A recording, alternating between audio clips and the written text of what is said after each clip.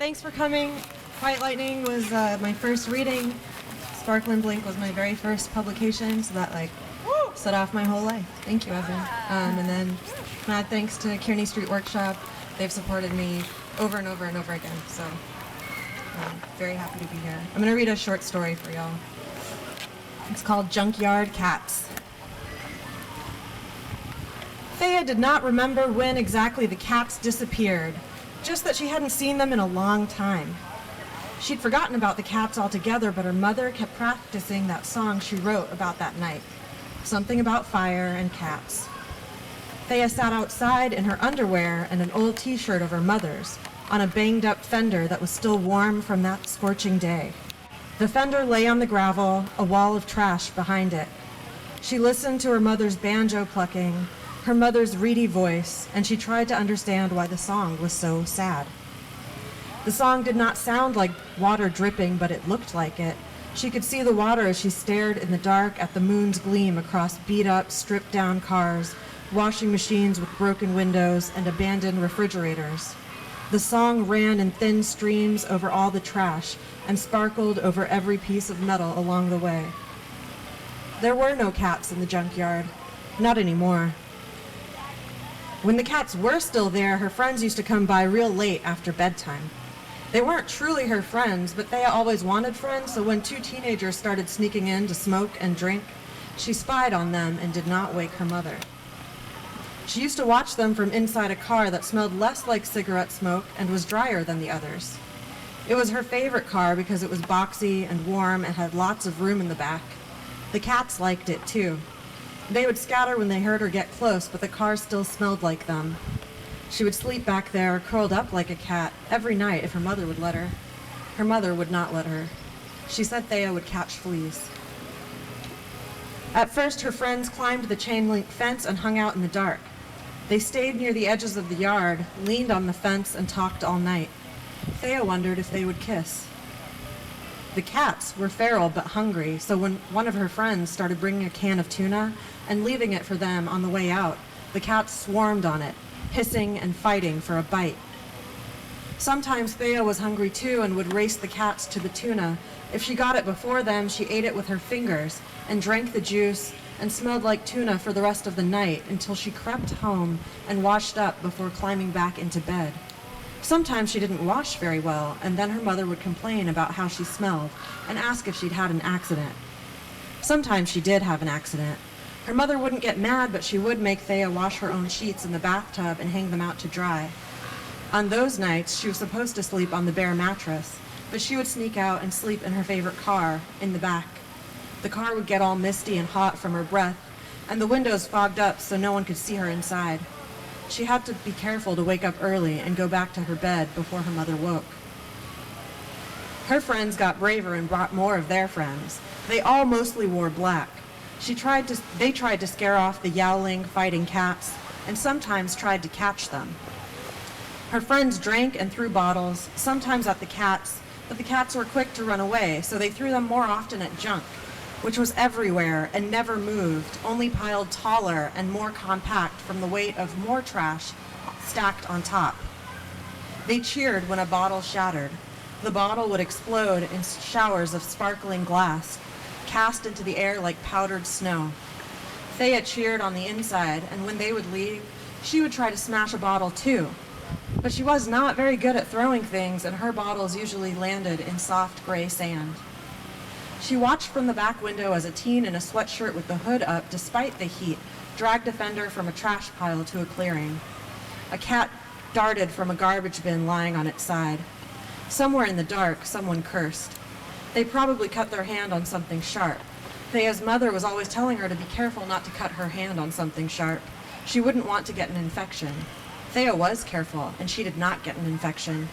It was easier for her than for her friends because she was there every day and knew how to spot the razor edges of metal and plastic, the grains of broken glass glittering in the yellow light from the windows of the little house in the center of the yard where Thea and her mother lived.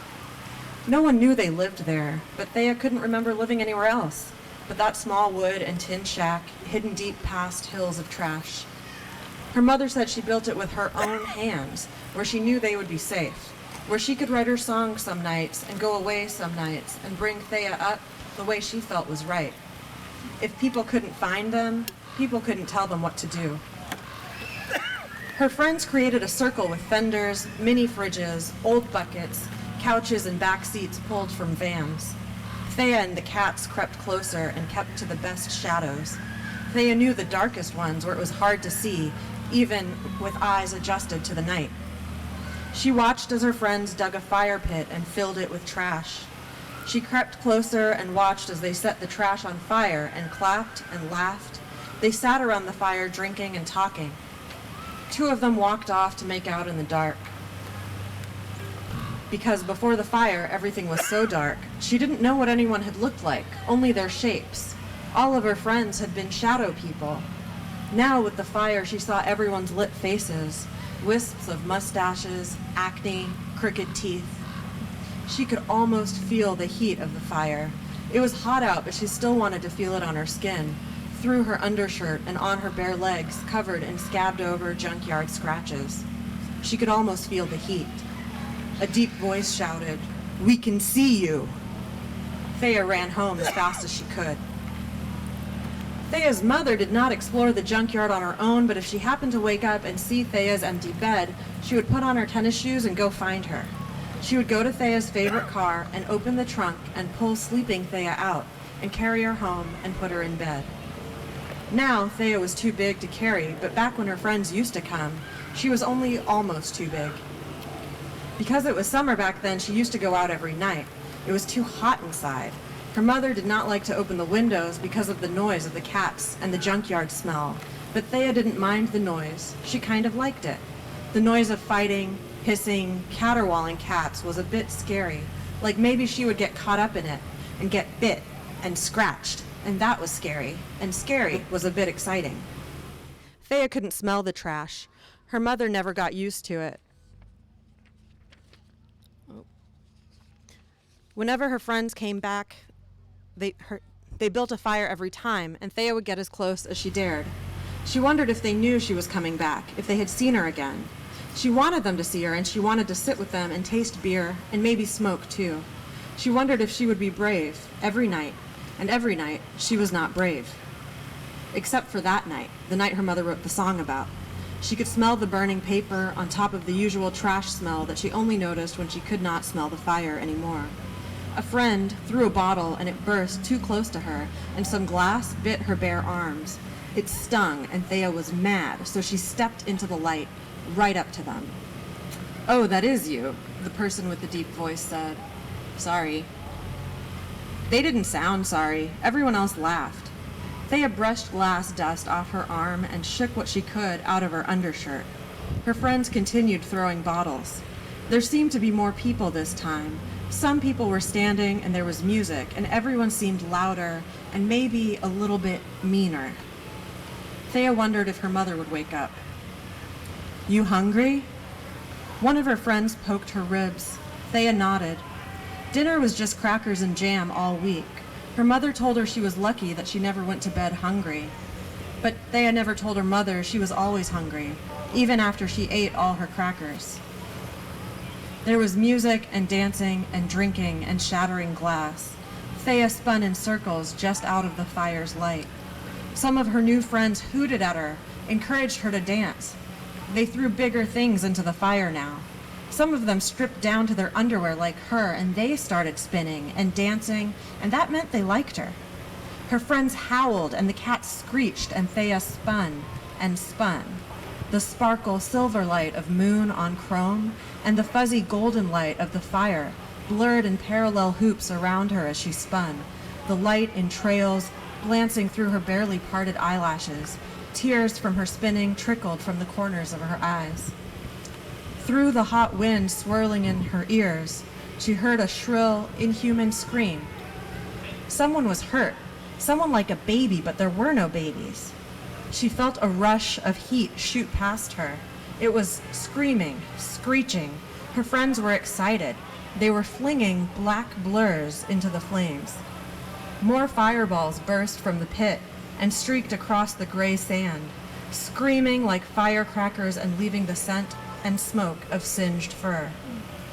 Her friends became wilder. They laughed and shrieked.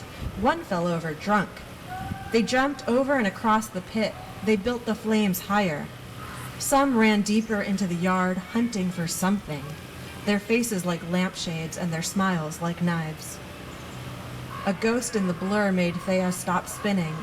As her vision swung and tipped, she took in the ghost, its tennis shoes, its faded blue pajamas. Mother. Thea stood still, streaked with ash and char and gray dust, in her dingy shirt and saggy underwear, her bony arms and legs dusty, blood and glass speckled from the bottles. Her mother wasn't looking at her, though. Her mother was looking at the fire, her eyes big and her mouth tight. Thea winced at another hiss and yowl as a fireball shot across the junkyard from the center of the fire, trailing light. Her mother was screaming. Her mother ran straight at Thea's friends. She picked up bottles from the dirt and hit them. The ones who could bolted. Her mother kicked dirt onto the fire, but it was going strong and hard to put out. She yelled and pushed the ones who were too slow to leave. When the friends were all gone, Thea and her mother were surrounded by dark, hairy lumps that glowed like coals. Her mother sat on the ground at the edge of firelight and stared at a black, steaming mass that moaned from deep in its center as it lurched away from the fire, slower and slower. Thea's mother watched it until it stopped moving. As though just remembering Thea, her mother got up and ran straight at her. Thea stood very still, as though any move might provoke her mother to hit her. Her mother had never hit her before. Her mother did not hit her. She did bring her face very close to Thea's, and Thea could see that she was crying. "Why didn't you come get me?" Her mother held Thea's face. "Why didn't you do anything?" When her mother saw that Thea was not going to speak, she grabbed Thea's hand and dragged her home. She told Thea to take a bath while she went back to deal with the fire and the bodies. Thea was sure all of her friends had gotten away. She didn't know what bodies her mother meant, but she kept quiet. She left her clothes on the bathroom floor and stepped into hot bath water. So hot, the steam fogged up the mirror and no one could see that she was there. When her mother came back, she was coated in gray dust and she looked very sad. She didn't bother washing her hands. She went straight to the overturned milk crate and picked up her banjo.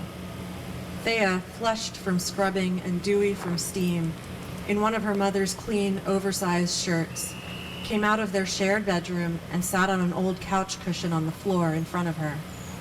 She watched as her mother began to pluck. Her mother smelled different, like smoke and something that made Thea's nose scrunch up. Her mother started writing the song about the fire and about being alone in the dark and about the cats. Thea didn't remember seeing cats after then, but she never forgot about them because of her mother's song. Thea remembered the noise and the fire.